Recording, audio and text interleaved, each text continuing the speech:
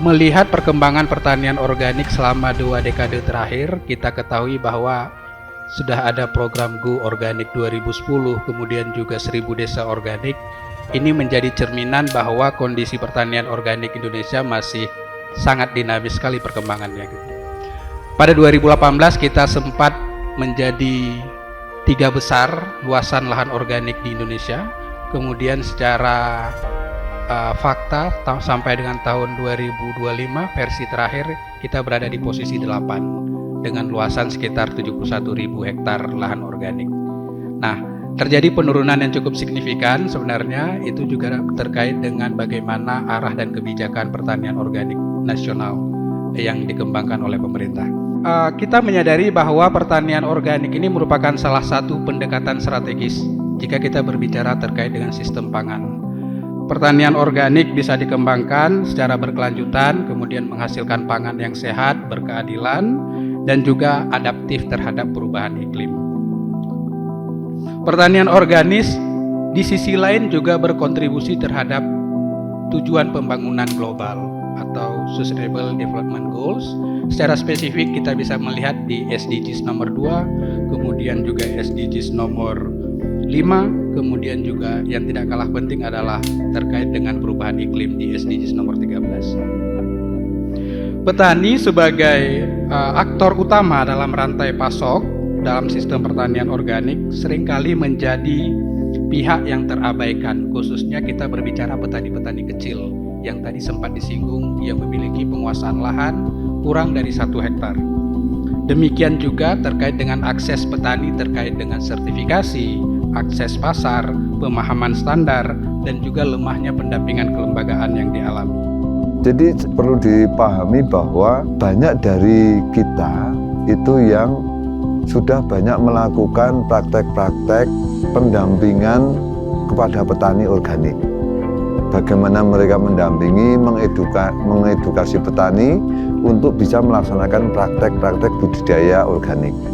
Yang kita pikirkan adalah, satu, kepercayaan konsumen itu selama belum ada pamor, percayanya kepada individu petani, bahwa Pak Suto melakukan budidaya organik dan dia percaya. Nah, unit pamor, dengan adanya unit pamor, kita ingin kepercayaan itu melembaga. Tidak kepada individual, tetapi kepada komunitas petani, sehingga dalam proses pengembangan gerakannya akan lebih enak. Akan bisa diakses oleh lebih banyak petani, akan lebih banyak petani yang berkomitmen organik itu mendapatkan fasilitas pemasaran yang lebih baik. Pamor ingin memastikan bahwa praktek-praktek baik, praktek-praktek produksi baik secara organik yang dilakukan oleh petani kecil itu konsisten dilakukan oleh petani sehingga akan menjaga kebaikan alam, kebaikan lingkungan itu tetap terjaga. Komitmen dan juga praktek baik ini dijaga oleh pamor. Di sisi yang lain, dengan begitu maka konsumen juga ada jaminan mendapatkan produk yang sehat, produk yang aman untuk dikonsumsi, tidak berdampak. Jadi pamor menjaga itu semua, menjaga proses budidaya, menjaga ketersediaan pangan untuk konsumennya. Tentang perjalanan Pamor Sinergi sejak awal dibentuk 2018 sampai sekarang, biasa seperti pamor-pamor lainnya mungkin di awal itu ya banyak kendala, terutama karena di kelompok tani dan petani itu banyak yang belum mengenal apa itu pamor. Makanya kita terus memberi edukasi kepada para anggota kami di kelompok tani agar mereka tahu apa manfaatnya kita mendirikan pamor. Kalau menurut saya, terutama khusus dari kelompok tani pamor yang kami bentuk, mereka bersyukur sekali karena dengan ada unit pamor, mereka bisa bertani dengan selaras alam, dengan bertani secara pamor karena sudah melalui proses yang ada SOP-nya. Bertaninya itu lingkungan jadi sehat dan kita juga tentunya mengkonsumsi bahan-bahan yang sehat. Jadi petani sekarang kan bisa lebih mandiri. Misalnya pengadaan pupuk, biasanya kan mereka membeli dan sekarang mereka bisa memproduksi sendiri. Kemudian juga terkait dengan benih, dengan adanya peningkatan SDM yang dilakukan oleh ICS dan unit Pamor, mereka sekarang bisa menggunakan benih lokal yang mereka produksi sendiri, kemudian mereka tanam kembali.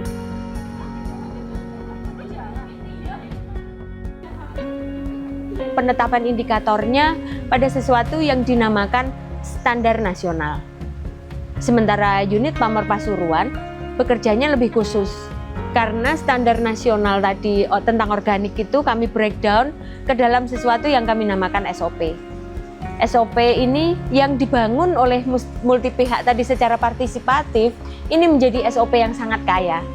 Karena pada saat unit Pamor terbentuk itu ada unsur dari off-taker.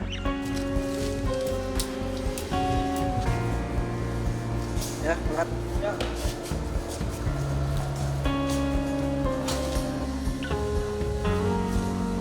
Ya, kalau untuk pasar sendiri tentunya sejauh ini sebenarnya masih terkendala pasar kalau hasil produksi ini mau keluar dari misalkan dari Kabupaten Sopeng. Tetapi kalau untuk pemasaran di lokal di Kabupaten Sopeng, karena adanya mereka mengenal ICS dan juga unit Pamor Sopeng, sehingga mereka sudah percaya bahwa produk yang dihasilkan petani ini adalah organik.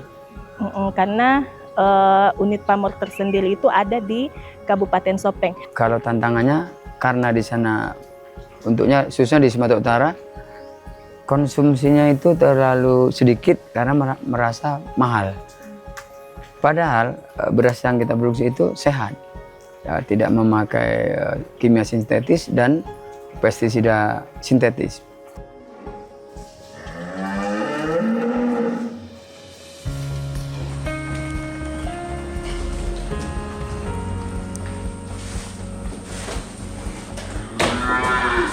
Jadi untuk memperdagangkan susu sapi perah organik ini agak ironi ya.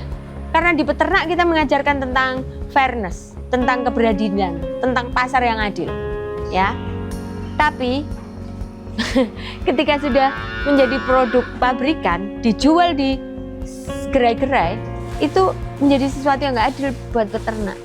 Karena raw materialnya diberi dengan harga yang sangat murah. Padahal itu susu murni. Untuk pasar, tantangan kami sebenarnya tentang PCS, ICS, sertifikasi PCS itu dari kendala mayor. Sebenarnya secara teknis nggak berjalan baik. Nah, hanya ketika kami menjual ke modern market, ke retail, nah itu kami berbenturan dengan regulasi pemerintah. Ada beberapa regulasi yang berbenturan, itu kami perlu mengujikan kembali. Intinya kan pertanian organik ini merupakan pengetahuan petani yang bersifat turun-temurun gitu. Yang ini kemudian ternyata pengakuan oleh pemerintah terhadap produk organik itu berupa sertifikasi.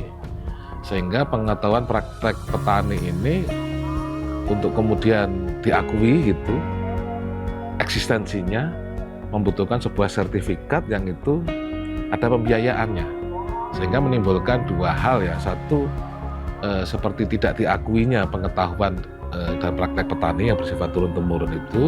Kemudian yang kedua, dengan sertifikasi kan berarti petani mengeluarkan biaya tambahan untuk melakukan sertifikasi. Nah, biaya itu dirasakan sendiri oleh petani, memberatkan. Dengan produk organik yang harus sertifikat kan berarti konsumennya harus mencari produk yang ada sertifikatnya. Satu itu. Terus yang kedua, aksesnya tidak mudah, tidak di semua lokasi itu terakses. Kemudian yang ketiga, menjadikan konsumen tidak berhubungan langsung dengan masyarakat produsennya ini. Itu hambatan bagi konsumen. Kalau bagi produsennya, bagi petaninya juga sama. Untuk ke konsumen dia harus melewati yang namanya proses sertifikasi itu sendiri gitu. Kebetulan saya cukup lama berkecimpung di dunia retail, sudah 30 tahun itu. Kalau kita perhatikan dari mulai awal sampai dengan sekarang, tren kebutuhan organik itu semakin meningkat ya. Karena dengan kemajuan yang ada sekarang ini, masyarakat ataupun customer-customer itu lebih memilih untuk hidup sehat. Jadi mereka akan mulai beralih dari produk-produk yang biasa, dia akan memilih untuk barang-barang yang organik. Karena paling nggak ada satu kepastian bahwa dari organik ini lebih baik daripada yang biasa.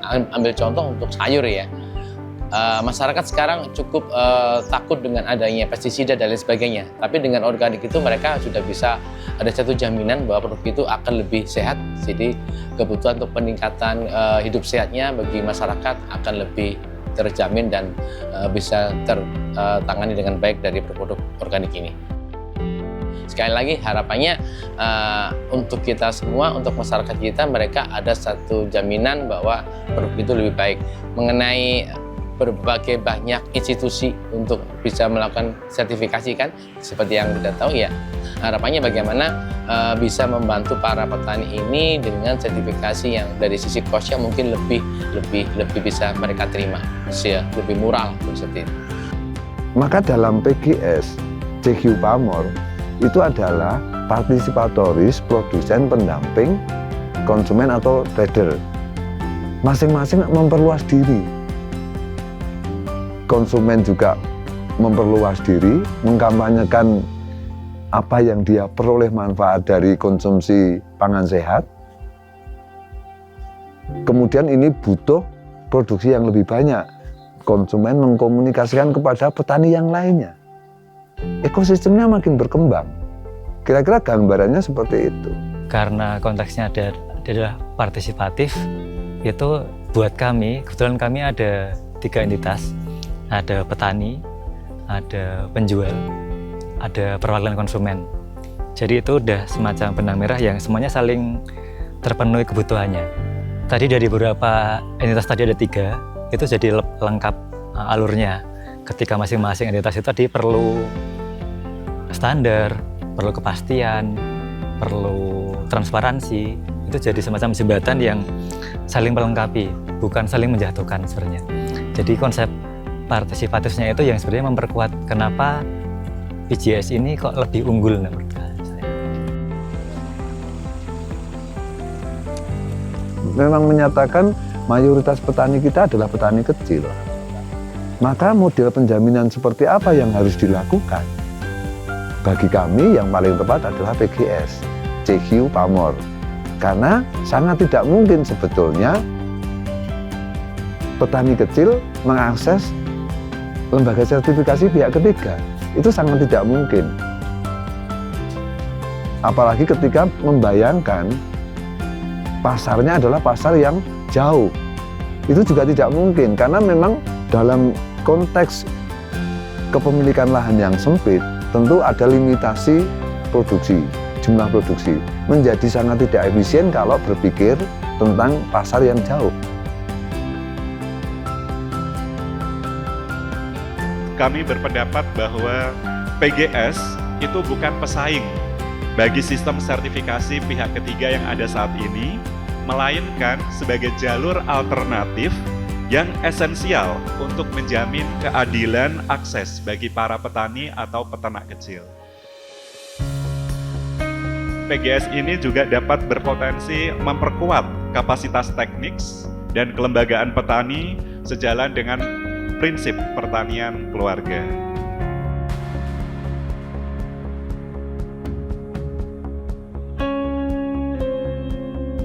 Jadi bagaimana kita bisa meningkatkan tadi produktivitas kita secara cepat, tapi satu sisi kita juga harus mempertahankan ketahanan sosial, budaya dan ekologi.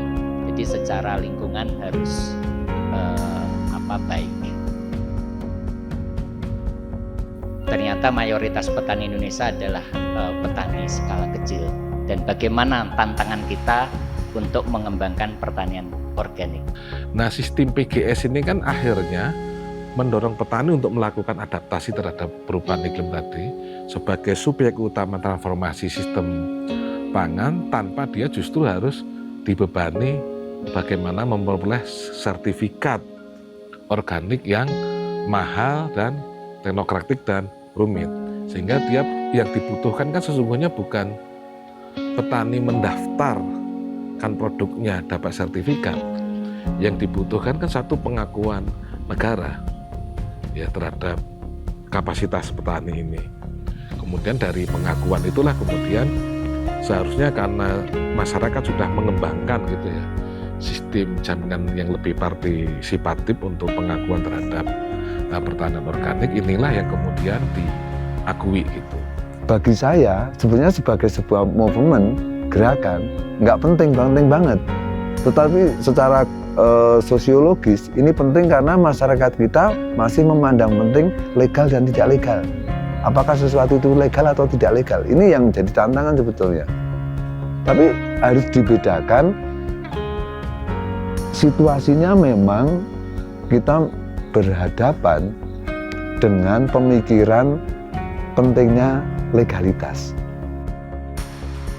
Saya kira petani-petani, khususnya untuk para petani organik, sepertinya makan berkembang karena mereka tahu pasarnya kan lebih baik dan prosesnya tidak membutuhkan harus mengeluarkan uang untuk mengurus sertifikat sekian puluh juta. Andai kata pemerintah memang masyarakat ini, saya kira makin bertambah banyak petani yang akan berorganik. Harapan saya itu. Ada jangka waktunya dia berhenti, tetapi kalau ada aturannya yang diberikan oleh pemerintah dan bisa mendukung itu, tentunya ini bisa berkelanjutan ke depannya. Jadi kami pun sebagai pendamping tentunya tidak ada kekhawatiran pada saat kami sudah tidak mendampingi desa tersebut. Andaikan susu sapi perah Indonesia ini benar-benar dihargai sebagaimana yang lain ya, yang selaras berbanding lurus dengan susah payahnya mereka memproduksi itu. Tentu ini akan menjadi berkah bagi semua orang. Itu harapannya didukung, karena tentu yang didamkan kan kedaulatan pangan, kemandirian pangan. Tentu itu dari lokal Indonesia, bukan dari negara benua lain. Tentu itu yang harusnya didukung, dan semoga tidak hanya sampai di slogan-slogan saja, setiap 5 tahun sekali.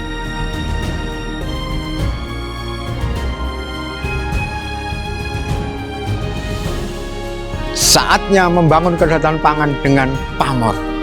Dengan pamor, organik lebih terjamin. PJSI hadir, pamor hadir untuk petani kecil dan untuk Indonesia Raya. Dengan PGS, petani berdaulat untuk Indonesia hebat. Pamor Indonesia, kedaulatan petani sebenarnya. Pamor Indonesia bergerak dari akar, tumbuh bersama. Pamor untuk keadilan petani peternak organik Indonesia. Organik sukses, bumiku sehat. Menguat dari akar, bergerak bersama.